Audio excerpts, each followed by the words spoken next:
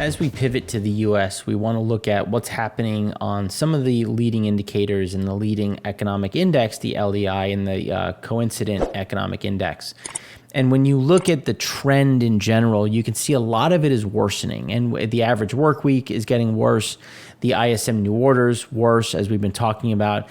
And then a lot of those leading credit index, building permits, interest rate spreads, average consumer expectations, all of that is struggling, which again is showing how people are going to consume going forward. New orders in some areas are fairly stable. Unemployment claims and again, the unemployment side is still in a good position. So when you look at the two main components of the Fed, which is or mandates, full employment, inflation. We still have above full employment and we still have massive inflation.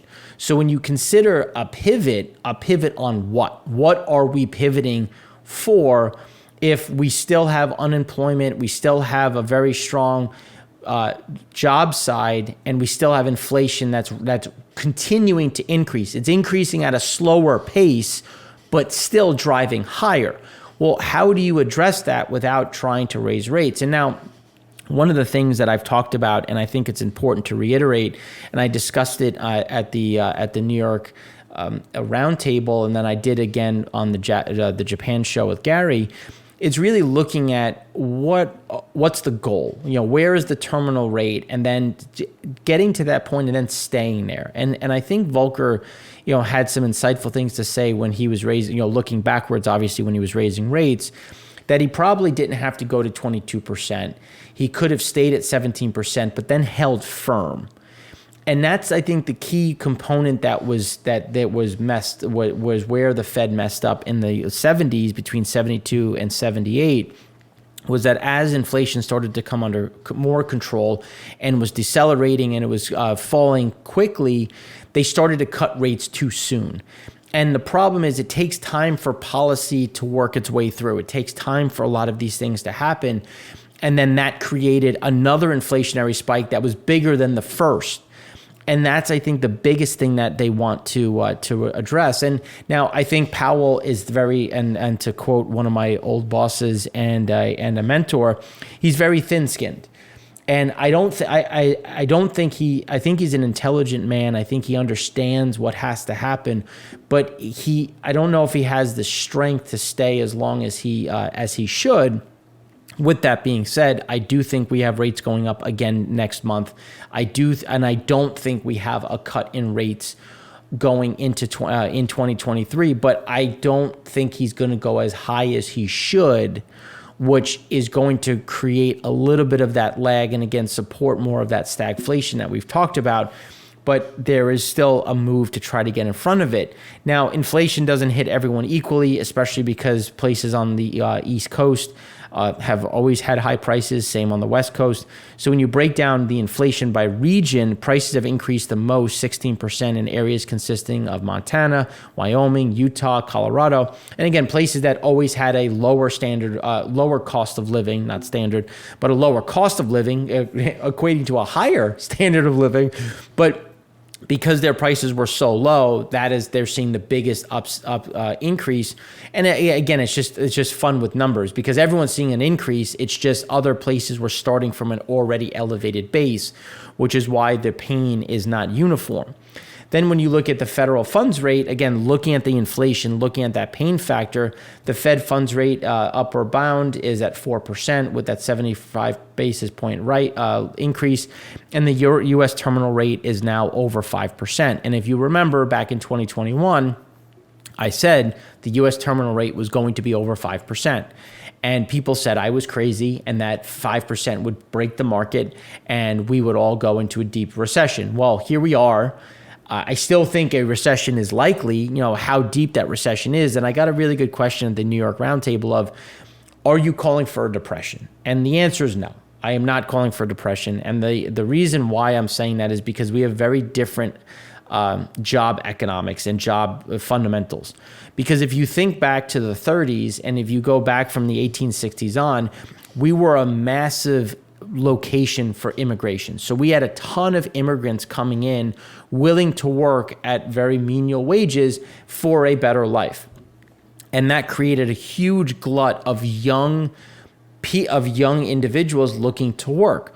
We do not have that same problem right now. If you look at the job openings data, if you look at the unemployment data, and if more importantly, if you look at the job participation rates, we are well below where we should be. So we don't have that. We don't have a huge glut of workers with a limited amount of jobs. Instead, we have a lot of jobs and a limited amount of workers, which is going to keep that depressionary issue at bay, but it's not going to stop the recessionary problems that we've been highlighting.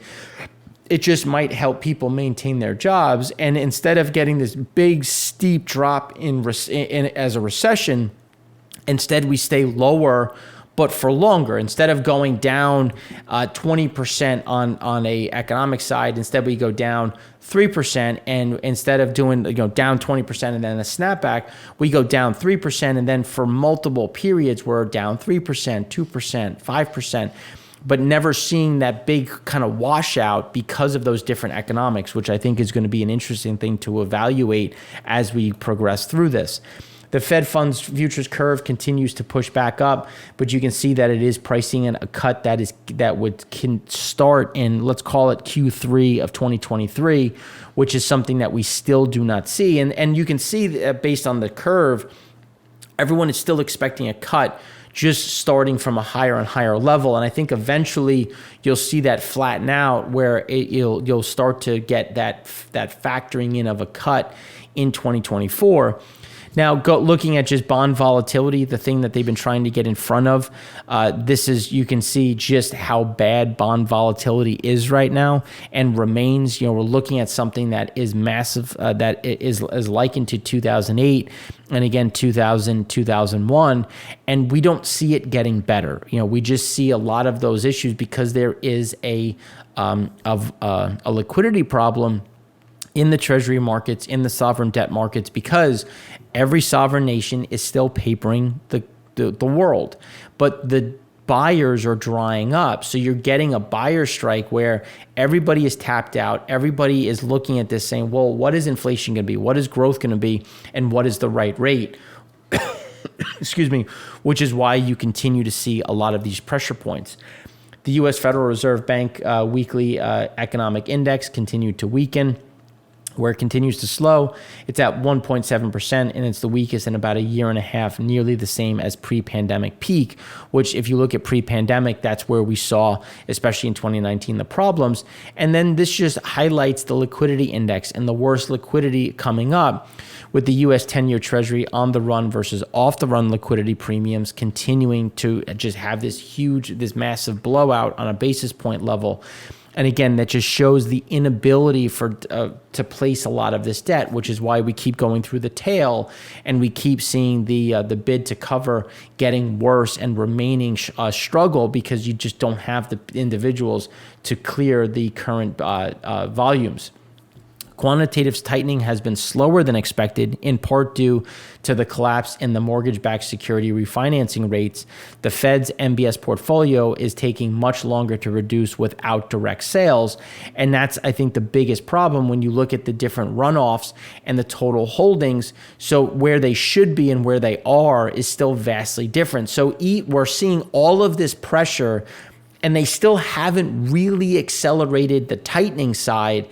And we're already seeing the cracks around us. And that's the cause for concern when you look at the recessionary pressures and those downside moves in the market in general.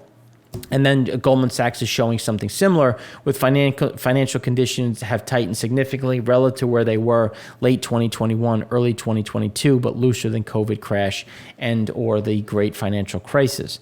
Now, when you look at the recession in general, getting tougher to dismiss prospects of recession, with the leading economic indicators now falling by 1.4% year on year. Not yet at average decline seen at the start of prior recessions, but keep in mind there is a wide variability around that average of 2.7, a positive 2.7 to negative 7.6. So again, you're still seeing all of the workings of we're in a recession and we're heading deeper into one as we progress through the Q4 and into the beginning of into 2023.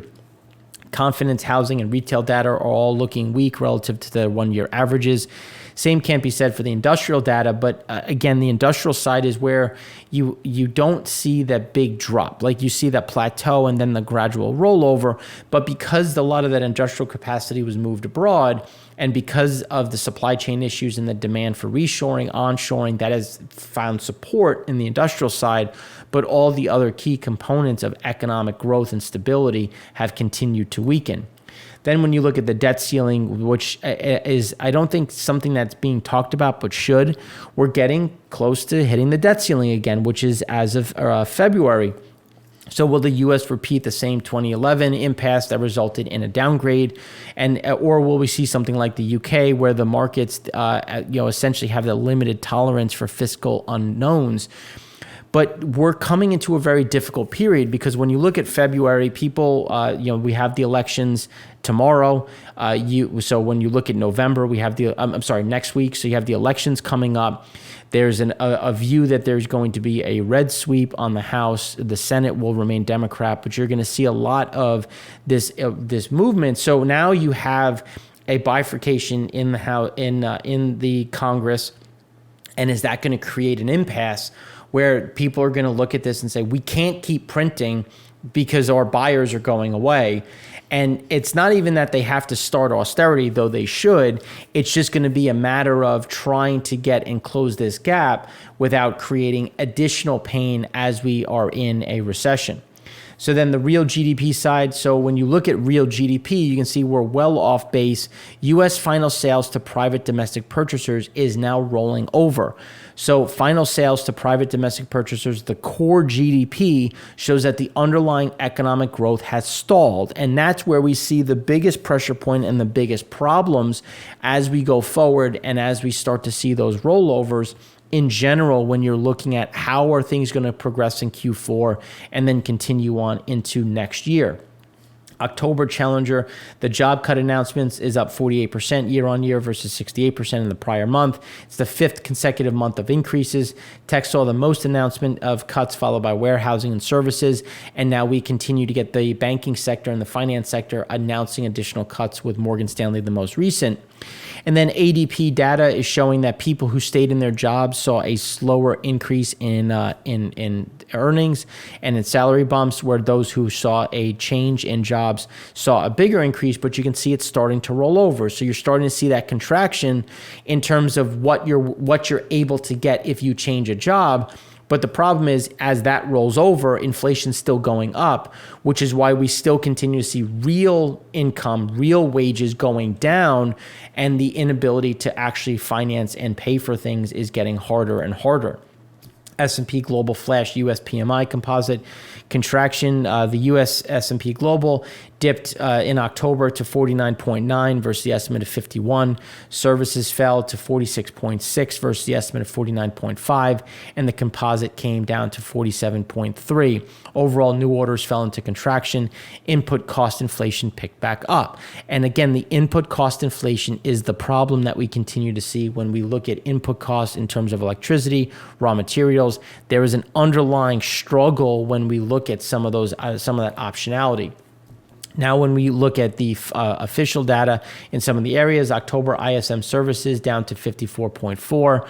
Prices moved up. New orders fell to the lowest since June. Inventory still contracting. New export orders sank into contraction. Employment dipped back into contraction. So when you look at the data sets and the leading indicators, prices moved up. That's a negative. That's inflationary. New orders fell, which is, again, slowing production. Still expanding, but falling. Inventory contracting, but new export orders sank into contraction, which is consistent with what we're hearing abroad and those problems as employment also went negative. Another drop for Chicago PMI, and we're going to talk about some of these key pieces in the next segment as well. You had Chicago PMI in October fall to 45.2 versus the estimate of 47. So we had prices paid in inventories rose at a faster pace. So prices paid went up, problem in terms of inflation. New orders fell at the fastest pace. Employment and production fell at a slower pace. So again, more of those problems. Then when you look at it at the third quarter in general for non-farm productivity was up 0.3% versus the estimate of 0.5. Unit labor cost came in at 3.5% versus 4%. So it's consistent with seeing a slowdown in wages. You know, you were still seeing some productivity gains, but you're not getting the wages coming through. And again, that's going to put more pressure when you look at the inflationary side. Employment cost index was up 5%, which is the blue line in third quarter, a bit softer than the 5.1% in the prior quarter. And then quarter over quarter, the orange was down from 1.2% from 1.4%. Showing a lot of those struggles when you look at what people are earning in general. But then job openings, JOLTS, if you remember when the JOLTS came down, we had 100 basis point, we had a 100 handle rally because everyone's like, oh, this is it, it's working. And now job openings had a little bit of a bounce. And now, to be clear, we expect this to continue to the downside. It's not, it's not something that's going to go straight down. It's going to go down in that chevron pattern, but with a downward trajectory. It's not going to happen all at once. So it's still moving in the wrong direction that was where it should be. Drivers of ISM manufacturing PMI, new orders negative, production slightly positive, employment slightly negative, and then supplier deliveries. When you look at ISM manufacturing PMI production, slight increase, but again, still just kind of bumping along the bottom where we see more of that rolling over in Q4. And the reason why is because ISM manufacturing new orders, contractionary, new export orders, steeply contractionary and not going to improve, again, moving us down in that negative movement. Backlog of orders, again, a huge downward move, another negative of 45.3. But it's clear, it's important to understand it's not just slightly negative, it's deeply in contraction. This is not like, well, it's 48, 49, kind of bouncing around. It could be some margin of error. This is showing you the acceleration to the downside with supplier deliveries getting better, which means that it's just showing you, again, that stabilization on the supply chain side. Prices paid, the survey was for 53, came in at 46.6. So now in contraction, that's a positive on the manufacturing front when you're looking at inflation. But then the problem is the big increase in diesel prices. And because when you look as we've gone into the end of October, into November, diesel prices, electricity prices are going to continue to be a problem with employment sitting right at the 50 mark. The JOLTS quit rate versus layoffs, you're getting an idea that the focus on the signal is showing a gradual softening. Hiring rate was at 6.1 million, the lowest since Jan 21. Quits were at 4.1 million, lowest since May 21. Layoff is still a near record low of 1.3. So again, moving down, just not at a massive rate, but still in a negative trajectory. Philly Fed, when you look at things going forward, and we're going to cover this more in the next segment, 6-month outlook for average work week within October, index fell to the lowest since February of 2016. Outlook for demand softening per Philly Fed index. 6-month outlook for new orders has fallen to the worst, most negative since August of 1979 when you look at those pressure points. And then rounding that out, cutting back at restaurants, you're starting to see people starting to pull back on things. So in the past month, where in your regular budget have you cut back on spending due to inflation, higher prices, or financial situation? Restaurants, clothing, travel, I think things that make the most sense when you consider it. September survey, half of consumers recently cut back on restaurant meals due to high inflation. Second on the list of trimming was apparel. And then when you look at U.S. consumer real spending, it's still at the trend line, but that's where we're starting to see that rollover as we progress throughout October when the October data comes out and as we progress into November. So that's what we have for you on this segment. The next segment, we're going to go deeper into some of the leading indicators and some of the other regional Fed data.